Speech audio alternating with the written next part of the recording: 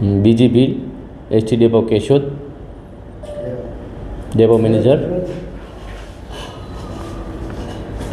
સાહેબ સવાલ એ હતા આજના હા. કે મીડિયાએ અત્યારે જોયું કે કેશોદમાં 58 થી 60 બસ કેશોદના અંડરમાં છે. મોસ્ટ ઓફ બસોમાં મીડિયાએ ચેકિંગ કર્યું, તેમાં ફ્યુલની બોટલ એ ભાઈ સેફ્ટીની એક પણ નહોતી. મોસ્ટ ઓફ ડ્રાઈવરોએ સીટ બેલ્ટ બાંધેલા નહોતા. જોકે 80% સીટ બેલ્ટ ચાલતા જ નહોતા બસોમાં, અને ઘણા ડ્રાઈવરોને ડ્રેસનો પણ અભાવ હતો. તો એના વિશે આપ થોડુંક કહેશો.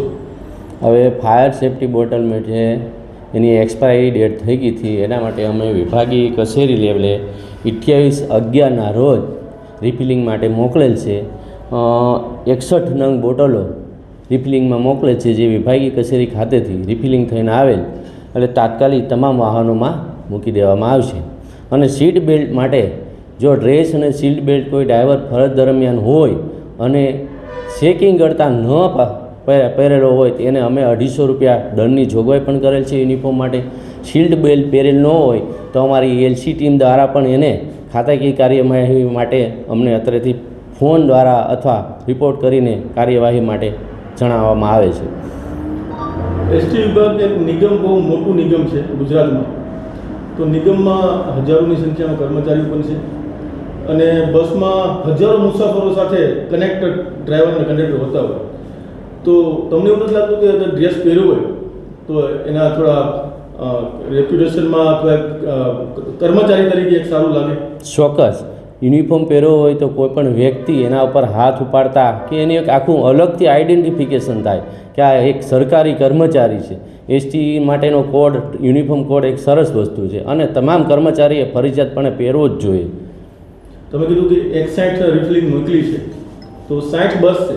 હા, એક બસમાં 2 રિફિલિંગ બોટલ હોય, હાજી. તો 120 થાય. હા, અમુક બોટલો છે જેની એક્સપાયરી ડેટ હજી થઈ ન હોય એટલે એ ઉતારી ન હોય. આ જે 61 બોટલો છે એ એક્સપાયરી ડેટ થઈ હોય એની જ ઉતારીને મોકલે છે. બાકી અમુકમાં હજી નવી ગાડીઓ છે એમાં ડબલ બોટલો છે, એની એક્સપાયરી ડેટ થઈ નથી એટલે એમાં બોટલ ઉતારવાનો કોઈ સવાલ નથી આવતો. કેશોદ એસટી સ્ટેન્ડમાં કોઈ સ્ક્રીન સાહેબ અત્યારે દેખાતી નથી, સીસીટીવી કેમેરા બરાબર દેખાતા નથી. તો એવું નથી લાગતું કે કેશોદ એસટી ડેપોમાં સેફ્ટીનો થોડોક અભાવ છે? ચોક્કસ. સીસીટીવી માટે સેન્ટ્રલ લેવલેથી એનું ટેન્ડરિંગ પ્રક્રિયા હોય એ અમે 3-4 પત્ર લખીને કીધેલું છે. હાલ એ પ્રોસેસમાં છે, એટલે ટેન્ડર થઈ જાય એટલે સીસીટીવી કેમેરાનું થઈ જાય. અને જે એલઈડી સ્ક્રીન છે એ અમે 5 નંગ બંધ થઈ ગઈ હતી એટલે 16/12 ઉતારીને વિભાગીય કચેરી ખાતે મોકલી દીધેલ છે.